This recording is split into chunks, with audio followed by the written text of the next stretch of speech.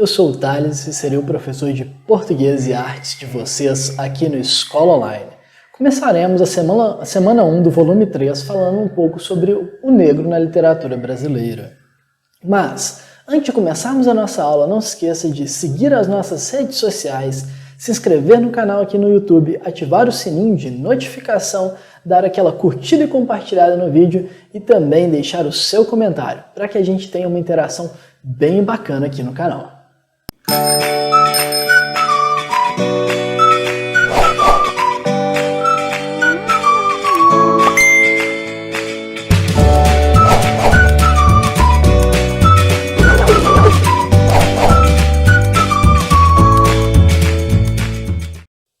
Para realizar essa aula, nós vamos trabalhar com poemas de 3 autores diferentes.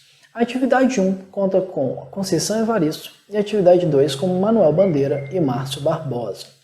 Através das análises desses textos, a gente vai tentar entender um pouco da importância que tem essa questão racial, como que é a questão da representatividade no Brasil, tentar trabalhar um pouco sobre a questão da quebra dos preconceitos e também como que a arte pode ajudar a gente a chegar nesses tipos de posicionamentos, tanto de buscar uma representatividade, tanto também quanto de acabar com as questões como preconceito.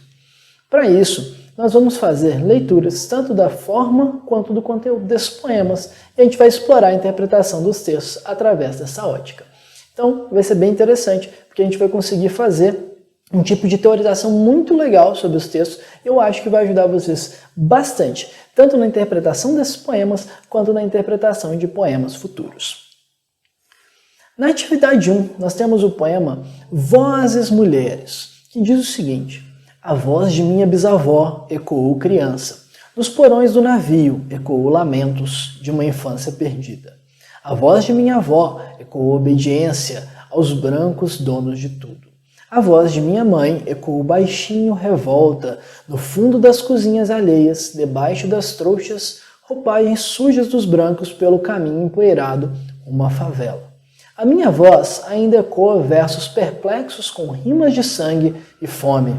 A voz de minha filha recolhe todas as nossas vozes, recolhe em si as vozes mudas, caladas, engasgadas nas gargantas. A voz de minha filha recolhe em si a fala e o ato, o ontem, o hoje, o agora. Na voz de minha filha se fará ouvir a ressonância, o eco da vida e liberdade. Esse poema, de Conceição Evaristo, dentro de poemas de recordação e outros movimentos.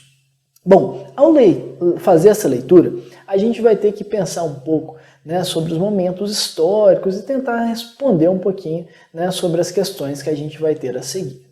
Bom, aqui, antes da gente ir para a questão em si, a gente vai fazer uma pequena análise desse poema e tentar entender como que a gente faz essa estruturação e o pensamento do conteúdo e também da forma, tá bom? Então, primeiro a gente vai fazer essa divisão entre forma, ou seja, como o poema foi construído, e o conteúdo, que são os recortes temáticos e interpretativos dele.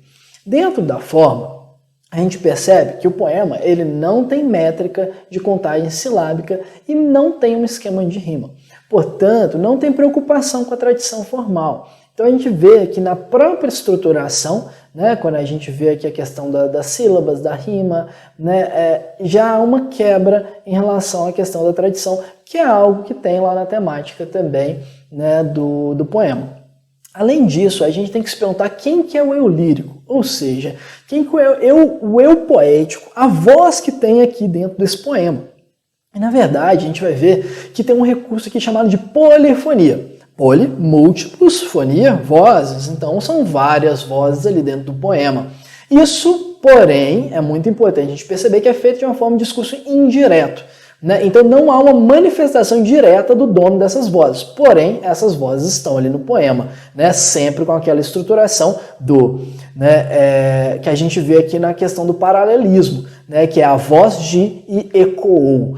Então aqui a gente vai ver que há duas figuras de linguagem que se destacam mais dentro desse poema. O paralelismo estrutural. Então, o que são retas paralelas? São retas que elas estão, elas são iguais entre si, e elas estão posicionadas ali de uma forma, né, que elas vão se repetir. Então, se eu colocar 4 retas paralelas, você vai ter 4 retas iguais, que elas vão se repetindo, né, na direção que você colocá-las. Então, ó, o que é o paralelismo dentro da linguagem? Né? É quando você pega a estrutura, né, de uma frase e você repete essa estrutura. No caso, a repetição que tem aqui é sempre a estrutura. A voz de fulano, né, no caso a voz da bisavó, da avó, da mãe, da filha, dela, né, e depois o ecoou. E além disso, né, a metáfora, né, aqui que ocorre o tempo todo, que são essas comparações sem o termo comparativo, né, que fazem a gente conseguir compreender melhor essa situação. Ela, muitas vezes ela não fala o tempo histórico que estão aquelas coisas, mas ela coloca elementos que representam aquele tempo histórico. Tá? Então é bem importante a gente ter em mente inicialmente essas questões de forma.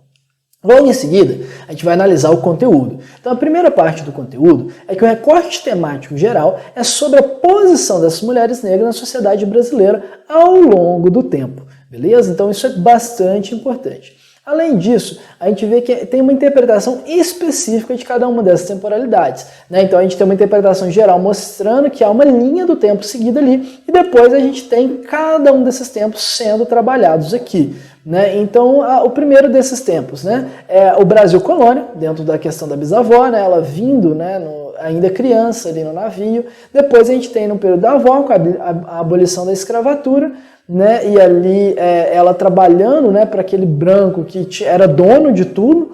Né, depois você vai ter a mãe com um processo de marginalização, né, então ele até cita a questão das favelas, então é um processo em que, né, o negro, principalmente a mulher negra, ocupava profissões subalternas dentro da sociedade, né, e fala bastante sobre como essas pessoas já começaram a pensar ali num processo de denúncia.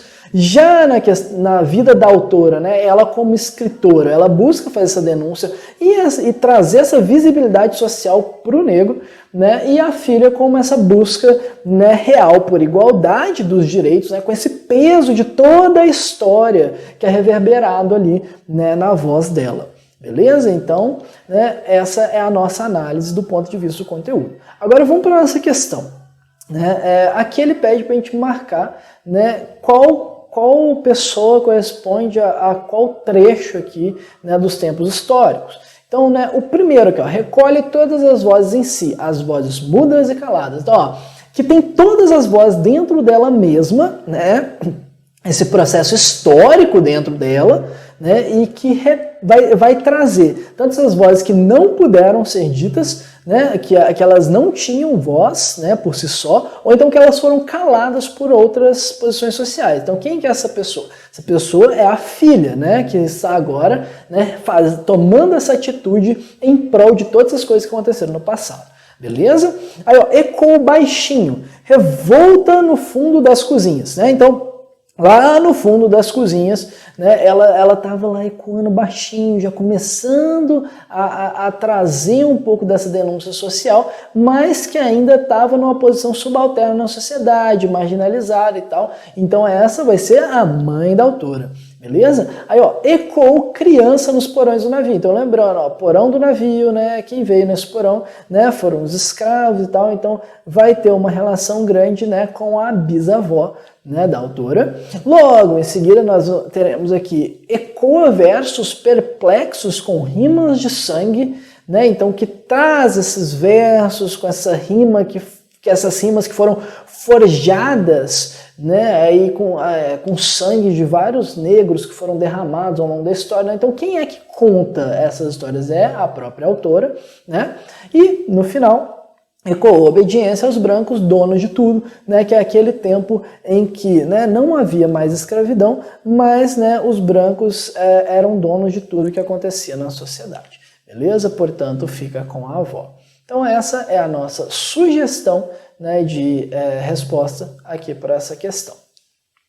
Já na atividade 2, né, nós vamos pensar um pouco em como que há um diálogo entre vários tempos históricos, né, e como que esses diálogos fazem a gente perceber muitas vezes, vamos dizer assim, a que etnia cada autor pertence, ou na verdade, muitas vezes nem a etnia que eles pertencem, mas qual que é o ciclo social assim que ele está, né? Que tipo de coisa ele está mais acostumado. Então a gente vai conseguir entender um pouquinho sobre, né, o diálogo com um texto e o outro, né, e entender também por que cada um fez o texto dessa forma, tá? Então, ó, primeiro a gente vai ter aqui o texto do Manuel Bandeira, né, Irene no céu. Irene preta, Irene boa, Irene sempre de bom humor. Imagina Irene entrando no céu. Licença, meu branco! E São Pedro bonachão, entra, Irene, você não precisa pedir licença. Então, aqui a gente tem uma visão, né, mais tranquila, mais de boas, assim, mesmo, né, do preto na sociedade, né, como uma mulher aqui que ela tinha várias dificuldades, né, e tal, mas ela estava sempre de bom humor. Né? Então, mesmo com todos esses problemas, né, o bom humor ali ele prevaleceria aqui dentro. A gente vai entender um pouquinho melhor sobre isso mais para frente. Né, aqui já tem uma intertextualidade, né, do Márcio Barbosa com o poeminha do Manuel. Então, olha só, ele coloca até o título, né, da própria obra e diz, ó, o que não dizia o poeminha do Manuel. Então ele está fazendo essa intertextualidade, que significa que é uma comunicação, um diálogo entre os dois textos, né? E ele vai falar da Irene de novo. Então olha só, Irene preta, boa Irene, um amor, mas nem sempre Irene está de bom humor. Se existisse mesmo o céu, imagine Irene à porta, pela entrada de serviço de São Pedro. Dedo em riste, pro inferno seu racista, ela corta. Irene não dá bandeira, ela não é de brincadeira. Então aqui a gente vê que já é um tom mais de revolta, né, já é um tom mais de crítica em relação à questão mesmo assim, do posicionamento, né, de onde o negro, o preto é colocado na sociedade. E aqui a gente vai conseguir ver como que esse diálogo entre essas duas obras, esses dois poemas, ele é importante para a gente entender bastante sobre essa questão da representatividade. Né? Então, olha só, a atividade 2 aqui, ele primeiro propõe uma pequena reflexão sobre os textos. É importante saber que a poética é uma forma de narração do mundo, mas também talvez, acima de tudo, uma revelação do desejo utópico de construir um outro mundo. Se narramos o mundo através da poética, mas ao mesmo tempo almejamos outro, estamos desvelando o nosso descontentamento com este mundo presente. Queremos transgredir a ordem estabelecida. Não queremos mais olhar no espelho comum, modificamos assim a visão através do espelho da paródia.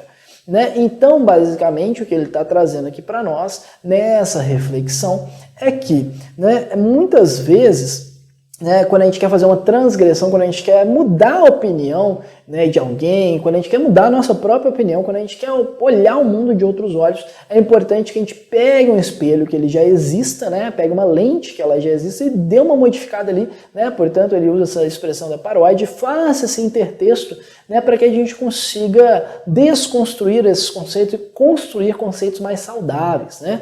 Então aqui ele faz a pergunta, quais diferenças você consegue perceber entre os dois poemas quanto à linguagem utilizada? E a gente tem uma sugestão de resposta bem bacana aqui para nós, tá? Que é, no poema do Manuel Bandeira, a gente vai ter uma linguagem mais branda, como eu já tinha falado, né? A gente vai ter aquela visão de mundo mais tranquila, né? Por quê? Porque o Manuel Bandeira ele não vivia aquelas coisas, né? Ele não tinha essa vivência de ver como a vida do negro muitas vezes era difícil. Né? Então ele traz ali, ó, né, uma percepção de realidade com bastante bom humor, que prevalece acima ali, né, dos problemas raciais e sociais. Por quê? Porque ele não tinha essa vivência, né, como ali a própria sugestão de reflexão traz. Já, né, no poema do Márcio Barbosa, o que a gente vai perceber? Uma linguagem mais pé no chão, tendo umas referências ali à situação de preconceito, né, aquela questão de, no mundo real, ó, ocorre esse tipo de situação. Né? E além disso tudo, né, de trazer essa situação no mundo real, ele traz uma parada que é muito legal, que ele coloca em discurso direto, né, a voz da Irene para se defender de uma situação racista, né, algo que não ocorre lá no poema anterior, até mesmo porque não é trabalhado a questão do racismo lá atrás. Né? Então a gente percebe que através do uso de linguagens diferenciadas, né, a gente vai estar trabalhando aqui também, né, realidades diferenciadas dos próprios autores. Beleza? Aí, gente, olha só, na letra B da atividade. Márcio Barbosa utiliza-se da poesia para dar um recado de toda a população negra a São Pedro. Né? E qual é esse recado que é dado aqui? Então, o que a gente vai sugerir aqui dentro, né, dessa questão? é que vai ter dois recados aqui, mais propriamente dito. O primeiro deles, né, é que a gente não deve aceitar tudo que é imposto pra gente, né? A gente nem sempre vai estar de bom humor, a gente nem sempre precisa estar de bom humor. Na verdade, é até saudável que a gente não esteja de bom humor, né? Às vezes é bom a gente extravasar sentimentos negativos, né? Então isso não é uma coisa saudável para nós, estar sempre rindo e tal, isso, né, demonstra um tom de desespero, talvez. Então, né, a primeira coisa, né, é realmente a gente perceber que ali a gente não deve estar aceitando essas coisas todas, né? E a segunda, né, é que essa situação do racismo, né, a gente não deve se calar em relação a ela, mas sim combater esse tipo de atitude, né? E ele traz, né, essa ação combativa da Irene, né, mandando ali São Pedro, que seria o cara que abre as portas do céu, né, para o inferno. Então, se esse cara, que é o cara, né, que controla a entrada do céu ali, né, pode ir para o inferno, né, diante de questões racistas, né, então aí ela está dizendo, né, a Irene ali está dizendo, né, que outras pessoas também, né, deverão ser mandadas para esse lugar, né, caso elas estejam cometendo o racismo. Né? E na letra C, aqui, né, tem uma pergunta que ela já se desloca, né, para a biografia, né, pensando assim, quem foi esse cara que escreveu o poema da Irene, falando para a gente falar sobre 3 livros que ele escreveu. Então, né, a gente vai dar uma sugestãozinha aqui bacana, né? Então, olha só, né, aqui o nome completo dele, Manuel Carneiro de Souza Bandeira Filho, né? Aí tem, tipo, as profissões que ele teve, foi poeta, crítico, né, de tanto de literatura quanto de arte geral, tá? Foi professor de literatura, tradutor também. E ele é muito conhecido, né, por ter feito parte dessa geração modernista, né, de 1922, a geração ali. E ele ficou conhecido por ter feito o poema Os Sapos, né, que abriu a Semana de Arte Moderna lá, que fazia uma crítica ferrenha aos parnasianos ali dentro do poema. Né? E os seus poemas, com o passar do tempo, ele foi tendo um estilo que busca essa alegria de viver nos poemas, porque ele teve uma vida meio angústia, assim, cheia de angústias, porque ele era tuberculoso, né? E assim, teve outros momentos da vida dele também que ele ficou meio melancólico e tal. Então ele usou bastante dessa arte para falar dessa questão do dia a dia e para tentar se animar mesmo através da feitura dos poemas. E livros, né, dos quais ele fica conhecido, a gente tem A Cinza das Horas, que é o primeiro livro dele, que inclusive marcado por essa melancolia, por essa angústia, falando sobre perdas e falando sobre a passagem do tempo, da morte e tal. Aí ele vai ter uma segunda obra que pula para o outro lado, né, que é o Carnaval, que vai ter essa quebra dos conceitos da primeira obra, que já começa a trazer essa alegria de viver e tal, que é uma coisa bem bacana, né, e a gente por fim vai ter, né, Libertinagem, que é talvez a obra mais famosa, né, do Manuel Bandeira, que marca essa estética, estrutura modernista dele mesmo e tal, né, tem até o estilo de poema piada que ele traz aqui, então ele já fica mais descontraído, já quebra com vários conceitos de como os poemas eram feitos na época e tudo mais, e modifica bastante o panorama da poesia nacional, né? Então Manuel Bandeira ele foi um cara bem importante em relação a isso também. Então, né, na letra D aqui, a gente vai ter, né, o Márcio Barbosa, né, publicando o texto aí como parte dessa coletânea de poemas do Grupo do Quilombo Hoje, né, que atuava em São Paulo, tanto na década de 90 quanto nos anos 2000, na primeira década, né? E ele busca, né, fala aqui para a gente buscar mais detalhes do coletivo e tal, e ver, né, como que a poesia e a literatura, né, se torna instrumento aí da gente compreender melhor a gente mesmo e o outro, né, a questão da empatia e tudo mais. Então, ó, a gente vai sugerir uma resposta muito legal aqui, né, que é, por exemplo, primeiro, né, a atuação do coletivo, ela tentava trazer um incentivo à leitura, da visibilidade para os textos e tal, né, trazer autores afrodescendentes, e ali era bem que um sarauzão mesmo, assim, você tinha poema, tinha roda de bate-papo, tinha performance de música, declamação de poesia, tudo acontecendo ali ao mesmo tempo, né, e esse processo todo artístico, né, trazia essa representatividade que é muito importante, cara, você conseguir ter uma obra literária, né, uma obra artística que você se identifique, você pode pensar a sua vida e repensar a sua realidade e tal.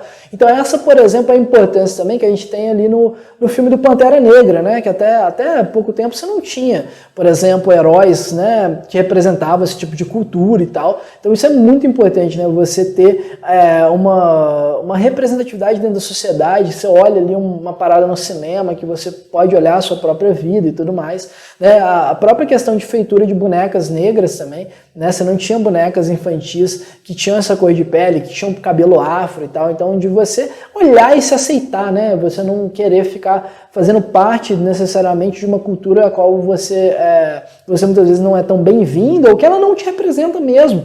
Então, a questão aqui, né, é de você olhar assim e falar, caramba, cara, de onde eu vim é uma cultura massa, sabe? É algo que eu posso aproveitar, é algo que, assim, que eu posso me sentir bem e eu posso assumir esse tipo de identidade, né, e a sociedade não vai me julgar em relação a isso. Então, né, a arte aqui ela é muito importante para a gente, né, compreender a gente mesmo, então a gente tem empatia em relação ao outro, né, a gente conseguir entender, né, o universo do outro através da representação artística. Beleza? E, né, para a gente finalizar aqui as nossas atividades, né, a gente vai ter essa afirmação, né, essa pergunta aqui, né? Você concorda que a poesia só existe a partir do momento que utiliza como matéria-prima as vivências e convivências fundamentais de cada um de nós? E por quê? Né? Então a nossa sugestão de resposta aqui ela é bem interessante, porque essa aula, né, ela leva a nós a concordar com essa pergunta. Mas nós temos que prestar muita atenção aqui. O porquê não? Né? Por que não? Basicamente, gente, toda questão, tá? Não só aqui no nosso materialzinho do PET, mas toda questão de vestibular e de Enem e tal, sempre que tem ali um só, um apenas, um nunca, um sempre, tem esses pronomes aí, né, que demonstram que uma totalidade, uma generalização, a gente tem que tomar muito cuidado, tá? Então, por quê? Porque a poesia, o poema, pode existir de várias formas, né? Então, existem sim esses poemas, né, na verdade, na sua grande maioria, que se embasam na nossa essência mesmo, no nosso posicionamento, nas nossas memórias, experiências de mundo e tal, mas, né, tem uma parte da arte, né, que ela está trazendo ali apenas o processo artístico, que não se aprofunda no tema e que o foco, né, muitas vezes não é trabalhar esse posicionamento do eu no mundo. O foco é trabalhar apenas a arte, né, pela arte, apenas trabalhar as técnicas e tal, né? Então, não, a poesia, né, não precisaria ser apenas desse tipo. Né? Então a gente teria aí vários tipos de poesia e um deles nessa poesia que tenta trabalhar mais a questão técnica, questão artística e não tanto, né, a questão de profundidade temática. Bom, gente, espero que vocês tenham curtido essa aula, né? Dá um like aí no vídeo pra gente, que ajuda bastante. Comenta aí também o que você achou, né? Fala aí que tipo de arte, por exemplo, você mais curte, né? Será que você está sendo representado aí, né, pelos meios artísticos e culturais aí dentro do nosso país também? Então deixa aí seu comentário que a gente vai ler depois e compartilhar, trocar um pouquinho de ideia, tá bom? Então um grande abraço para vocês e até mais.